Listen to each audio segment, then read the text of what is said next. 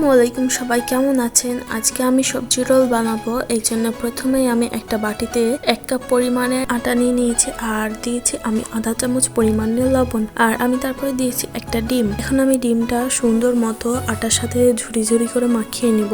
আর মাখানো হয়ে গেলে তারপরে আমি এখানে অ্যাড করব পানিটা অল্প অল্প করে অ্যাড করে সুন্দর মতো আমি আটার একটা ব্যাটার তৈরি করে নিব। আর এখানে আটার ব্যাটারটা একদম পাতলা করে নিতে হবে, ঘন রাখা যাবে না। তারপরে আমি একটা তাওয়া বসিয়ে দিয়েছি আর এখানে আমি অল্প পরিমাণে তেল ব্রাশ করে নিয়ে একটা চামচ দিয়ে ঘুরিয়ে ঘুরিয়ে আমি পাতলা পাতলা করে রুটি বানিয়ে নিব। তো এইভাবে করে আমি সবগুলো রুটি বানিয়ে নিব। আর এখানে চুলার আঁচটা একদম লো করে রেখে রুটিগুলোকে বানিয়ে নিতে হবে। আর এখানে রুটিগুলো দেওয়ার সাথে সাথে রুটিগুলো হয়ে যাবে। তো আমার সব রুটিগুলো হয়ে গেলে এখন আমি সবজির পুর বানাবো। এই জন্য প্রথমে আমি গাজর কুচি কুচি করে কেটে দিয়েছি আর দিয়েছি কয়েকটা পরিমাণ মতো শিম আর কয়েকটা পেঁয়াজের ফুলকা। তো এগুলো দিয়ে আমি এখানে লবণ আর হলুদ দিয়ে সুন্দর মতো করে এগুলোকে প্রথমে একটু সিদ্ধ করে নিব। যখন অল্প একটু সিদ্ধ হয়ে আসবে তখন এখানে আমি দিয়ে দিব টমেটো। আর টমেটো গুলো দেওয়ার পর এটা খুব বেশি সিদ্ধ করা লাগবে না, অল্প একটু সিদ্ধ হলেই হয়ে যাবে।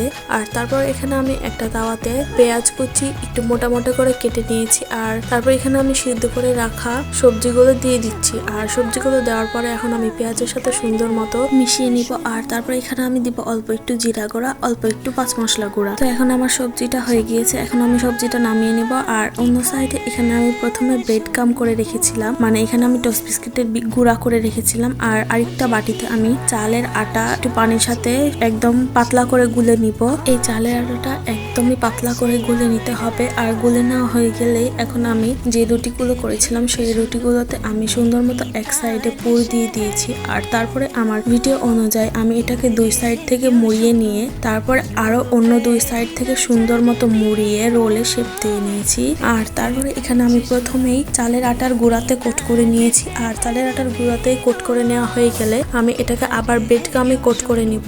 আর এই চালের আটায় কোট করার সময় অবশ্যই একটু সাবধানতার সঙ্গে কোট করে নিতে হবে। তো এইভাবে করে আমি সবগুলো রোলকে সুন্দর মতো কোট করে নিব। আর এখানে দেখেন আমার রোলগুলো সুন্দর মতো করে কোট করা হয়ে গিয়েছে। এখন আমি এটাকে তেলে ভেজে নিব। তো এই জন্য প্রথমে আমি একটা কড়াইয়ে অনেকটা পরিমাণে তেল নিয়েছি। তারপর এখানে আমি রোলগুলো এক এক করে সবগুলো দিয়ে দিচ্ছি। এখানে আমি 2টা করে রোল এক এক করে দিয়ে ভেজে নিব। তো এইভাবে করে আমি সবগুলো রোল আস্তে আস্তে উল্টে পাল্টে সুন্দর করে ভেজে নিয়েছি। চুলার আঁচটা একদমই লোয়ে রাখতে হবে অবশ্যই, তাহলে রোলগুলো পুড়ে যাবে। তো আমার রোলগুলো ভাজা হয়ে গিয়েছে। তো এটা ছিল আমার রোলের ফাইনাল লুক। আপনাদের এই রোলগুলো দেখতে কেমন লাগছে তা অবশ্যই বলবেন। আর আরো কি ধরনের মজার মজার রেসিপির ভিডিও দেখতে চান তা অবশ্যই কমেন্ট করে বলবেন। তো আজকের ভিডিও এই পর্যন্তই। সবাই ভালো থাকবেন, সুস্থ থাকবেন। আল্লাহ হাফেজ।